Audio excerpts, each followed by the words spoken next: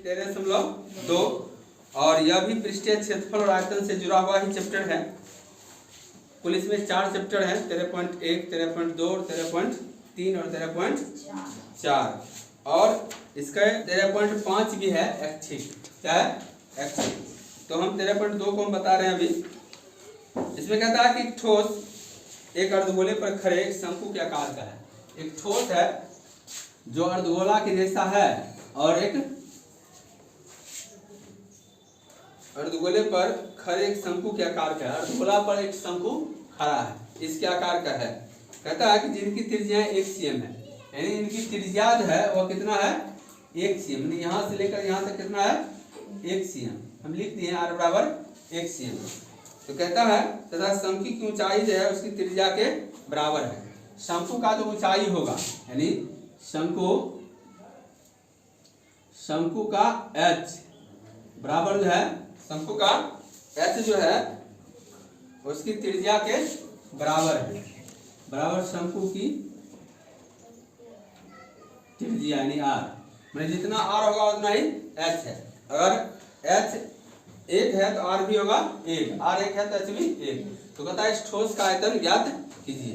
तो ठोस का आयतन तब निकलेगा जब अर्धगोले का आयतन है जोड़ शंकु का आयतन। बात सिंपल है। ये ठोस जो बना हुआ है वो अर्धगोला और शंकु के मिलने से बना है। अर्धगोला और शंकु के मिलने से बना है। तो हम लिखेंगे ठोस का आयतन बराबर अर्धगोले का आयतन और प्लस शंकु का आयतन यानी v।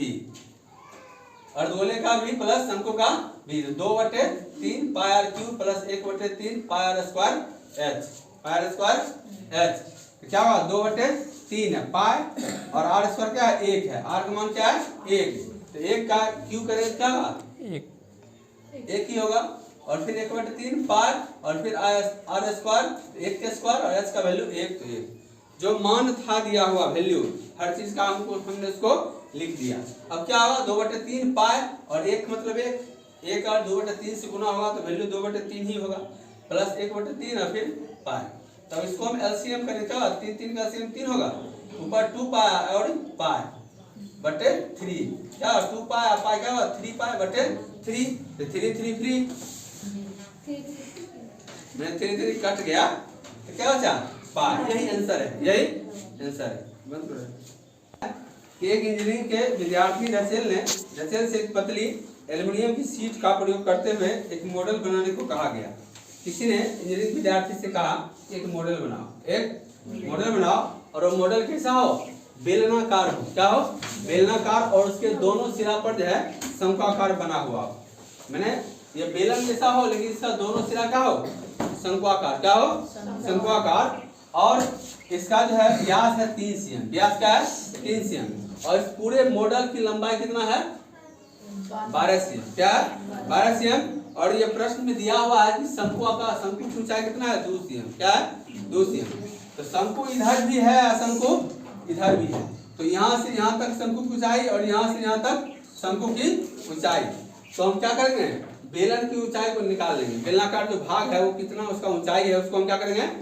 निकाल लेंगे। क्या होगा? 12 है और माइनस 2 और जोड़ 2 तो 12 में से 2 तो क्या? 4। 12 में 4 तो 8। इस प्रकार निकल गया बेलन का ऊंचाई। बेलन का त्रिज्या दिया हुआ है, मतलब व्यास अगर 3 है तो उसका त्रिज्या क्या होगा? 3/2। क्या होगा? 3/2। तब उसका आगे कहता है तो इस मॉडल में कितना हवा भरेगा? इस मॉडल में कितना हवा भरेगा यानी हवा का आयतन। तो जितना इस मॉडल का आयतन होगा उतना ही इसमें हवा हटेगा।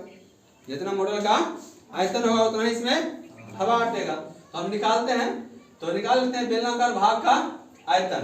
पाई स्क्वायर s तो 22/7 और r वैल्यू 3/2 का स्क्वायर गुने 8 तो 22/7 गुने 3/2 गुने 3/2 गुने 8 तो 8 क्या? 2 चौक 8। फिर क्या हुआ? 2 दूनी 4। अब क्या बच गया? 22 गुने 3 गुने 3 गुने 2। ये सबको गुना किया 396 बटा क्या है यहाँ पर? 7। क्या है? तो 396/7। जब इसको हम भाग दिए क्या हो जाएगा? 56.57 cm3। ठीक है। अब शंकु का त्रिज्या दिया हुआ है, हम लिख दिए शंक्वाकार भाग की त्रिज्या 3/2 है। इसका ऊंचाई पहले से दिया क्या? 2 cm। तो आयतन क्या होगा? सब जानते हो 1/3 पाई r स्क्वायर h। और ये 2 जो लिखा हुआ है क्यों? क्योंकि दोनों ओर शंकु है, दोनों ओर शंकु है। तो हम क्या करेंगे, ये क्या आ जाएगा 2/3 22/7 फिर 3/2 का स्क्वायर और गुने 2 गुने 2 गुने 2 क्या होगा गुने 2 क्या हो जाएगा गुने 2 गुने 2 3/2 फिर 22/7 और ये 3/2 गुने 3/2 गुने 2। ये 2 बार था इसलिए हम इसको 2 बार लिख दिए। ये 3 कटेगा, ये 3 कट जाएगा, ये 2 कटेगा, ये 2 कट जाएगा, ये 2 और ये 2 कट जाएगा। बचा क्या ऊपर में? ये 22 बचा और ये 3 बचा। 22 किया 66/7 फिर दशमलव बदलेंगे तो 9.43 cm क्यू होगा। आयतन है तो क्यू में होगा, आयतन है तो क्यू होगा। ठीक, अब दत्त मॉडल में अंतरिक्ष हवा का आयतन क्या होगा? बेलन का आयतन जोड़ 2 शंकुओं का आयतन। बेलन का आयतन तो जोड़ 2 शंकुओं का आयतन। तो फिर जो है 56.57 जोड़ 9.43 दोनों को जोड़ देंगे तो 66 cm क्यू हो जाएगा। इतना ही हवा उसमें आएगा। ठीक है, अब इसका तीसरा प्रश्न है। क्या है तीसरा प्रश्न? तीसरा प्रश्न है कि एक गुलाब जामुन में उसके आयतन को लगभग 30% चीनी की चाशनी है। गुलाब जामुन मिठाई है, क्या है? मिठाई है। और ये मिठाई हमको लगता है सब खाया होगा। क्या गुलाब जामुन सब ने खाया जी? नहीं खाया है तो खा लेना जाके कोनो मिठाई स्वीट्स की दुकान पर। बढ़िया खाना है तो आर के क्वालिटी रोसड़ा में चल जाना, वहाँ चाट भी खा लेना। चाट खाने वाला चीज है, मारने वाला बात नहीं कर रहे हैं। तो हंस दिया ऐसा नहीं समझो। ठीक, तो पहले हम गुलाब जामुन का आयतन निकालेंगे। क्या निकाले हैं? गुलाब जामुन का आयतन। और तब ने उसका 30% क्या हुआ? चाशनी, चीनी का चाशनी। तो हम निकालते हैं, कहता है 45 गुलाब जामुन में लगभग कितनी चाशनी होगी? एगो दूगो गुलाब जामुन है, 45 गो है। तो पहले एक गुलाब जामुन का हम पहले क्या निकालते हैं? आयतन। क्या निकालते हैं? आयतन। जरा ध्यान देना। और एक गुलाब जामुन को अलग किया जाएगा तो आकृति ऐसे बनेगा।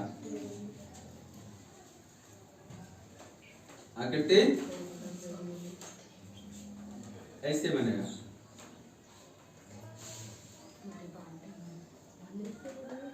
बनेगा।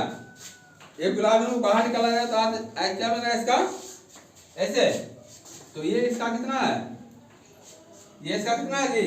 डी 2.8 है। डी कितना है? 2.8। और ये गुलाब जामुन का पूरा लंबाई कितना है? 5। कितना है? 5 सेंटीमीटर। क्या? 5 सेंटीमीटर। तो और ये डी 2.4 है तो आर कितना होगा इसका? 1.4। तो यहाँ से यहाँ क्या होगा? 1.4 और यहाँ से यहाँ क्या होगा? 1.4। तो सिर्फ बेलनाकार भाग का अगर हमको निकालना पड़ेगा h, क्या करेंगे? 5 घटाओ 2.8, 5 घटाओ 2.8 घट क्या होगा? 2.2। तो बेलन का भी ऐसे मालूम हो गया, बेलन का आर भी मालूम है। अब क्या करें? बेलन का भी पाई r स्क्वायर h। तो 22/7 गुने 1.4 का स्क्वायर गुने 2.2 गुने 2.2।